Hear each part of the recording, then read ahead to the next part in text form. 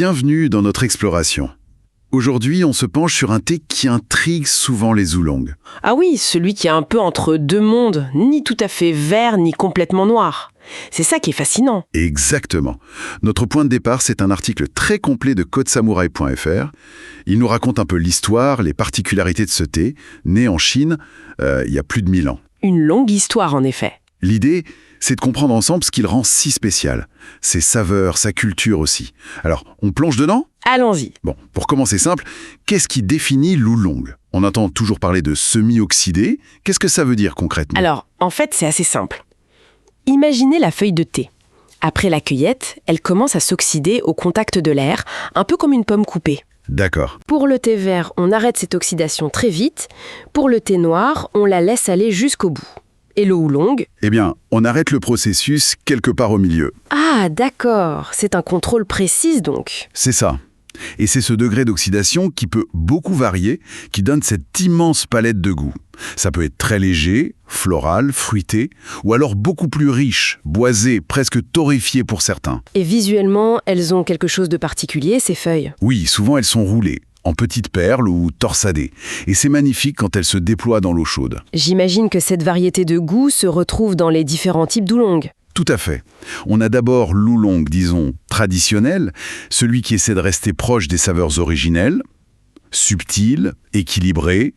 On peut trouver des notes de fleurs, de fruits, parfois un côté un peu noisette. La couleur, ça varie aussi. Oui, du vert très clair jusqu'à l'ambre, presque brun pour les plus oxydés. Puis il y a l'oolong aromatisé, c'est plus moderne. C'est-à-dire ? On mélange les feuilles avec des fleurs comme l'osmanthus, le jasmin ou même des arômes naturels de fruits. Ça ouvre encore d'autres horizons gustatifs. Et j'ai lu aussi quelque chose sur les oolongs de haute montagne, les fameux gashan. Qu'est-ce qu'ils ont de spécial ? Les gashan, souvent de Taïwan. Ils sont cultivés en altitude, parfois très haut. Là-haut, il y a du brouillard, des changements de température importants. Conditions difficiles donc. Oui, et ça ralentit la croissance de la feuille.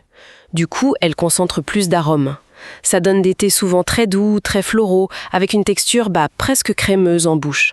C'est vraiment lié au terroir, au climat. Très intéressant. Au-delà du plaisir gustatif, l'article soulignait aussi pas mal de bienfaits pour la santé. On évoque souvent son rôle sur le métabolisme, peut-être pour la perte de poids. Oui, alors si on relie ça au métabolisme, il y a des composants dans l'oolong, les catéchines, qui sont des antioxydants puissants. Certaines études suggèrent qu'elles pourraient aider à augmenter la dépense énergétique et peut-être à brûler un peu plus les graisses. C'est une piste intéressante. Et pour le cœur ? Là aussi, les antioxydants jouent un rôle. Ils pourraient aider à protéger les vaisseaux sanguins. Et certaines recherches montrent un effet potentiel sur la réduction du cholestérol LDL. Le mauvais cholestérol ? Voilà, celui qu'on surveille. Et côté énergie, vigilance, c'est comme le café ou c'est différent ? Il y a de la caféine, donc oui, ça aide à rester alerte, concentré. Mais l'effet souvent est perçu comme plus doux, plus progressif. Moins brutal. C'est ça. Peut-être grâce à la L-théanine, un autre composant qui, lui, favorise plutôt la relaxation sans endormir. Donc on a une énergie plus stable, moins de cet effet pic puis chute ou de nervosité. D'accord, je vois. Et pour la digestion aussi, apparemment ? Oui, il peut aider à apaiser après un repas, stimuler un peu les enzymes digestives. Et les polyphénols sont bons pour le microbiote intestinal. Bon, alors, si on veut bien le préparer à la maison, pour profiter de tout ça, l'article insistait sur la qualité des feuilles. Entières, bien roulées. C'est la base. Des feuilles entières, pas brisées, vont libérer leurs arômes de façon plus équilibrée, moins d'amertume aussi. Et l'eau ? Pas bouillante, j'ai cru comprendre. Surtout pas bouillante pour la plupart. Ça brûlerait les arômes les plus fins. En général, on est plutôt entre 85 et 95 degrés Celsius. Ça dépend un peu du type de oolong, s'il est peu ou très oxydé. D'accord. Et on laisse infuser combien de temps ? L'article parlait de 3 à 5 minutes, mais aussi d'infusions multiples. Ça m'intrigue. Ah mais oui. Et c'est là que ça devient vraiment intéressant avec les oolong de qualité. Racontez-nous. Eh bien, on n'infuse pas juste une fois. On peut réinfuser les mêmes feuilles plusieurs fois de suite. 3, 4, 5 fois, parfois plus. Et chaque infusion va être différente. Ah oui. La première sera peut-être très florale, la deuxième plus fruitée, la troisième révélera un côté plus minéral ou boisé. C'est une véritable découverte à chaque tasse. Pour ça, une petite théière, idéalement en terre cuite de Yixing ou en porcelaine, c'est parfait. Ça permet de faire des infusions courtes et de bien sentir l'évolution. Cette idée d'exploration de couches successives, Ça fait écho à sa place dans la culture, non? En Chine notamment. Tout à fait. Si on replace ça dans une perspective plus large, en Chine, à Taïwan, l'oolong est souvent au centre de la cérémonie du thé qu'on appelle gong fu cha. Gong fu cha. Oui, ça veut dire préparer le thé avec application. C'est une méthode très ritualisée, très esthétique, presque une méditation où l'objectif est justement d'apprécier toutes les nuances du thé à travers ses infusions multiples. D'accord. C'est plus qu'une simple boisson alors. Ah oui, largement. Il symbolise l'harmonie, l'équilibre, le raffinement.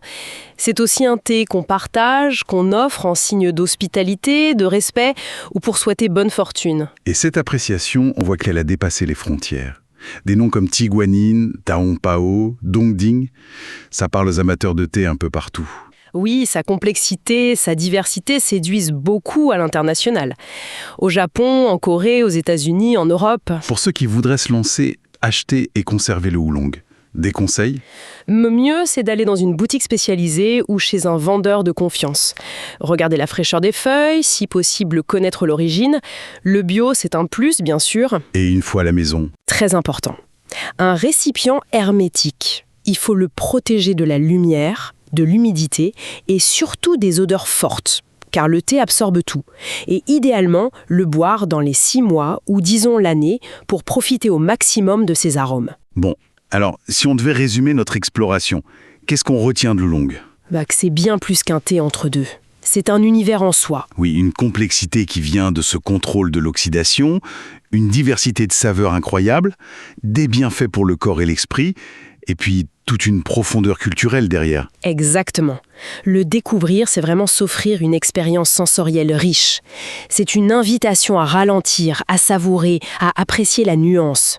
Une porte vers des traditions où préparer une boisson devient un art. Une belle conclusion. Et ça soulève peut-être une dernière pensée. Si un même oolong peut nous révéler tant de facettes différentes, infusion après infusion, qu'est-ce que cette pratique pourrait nous apprendre ?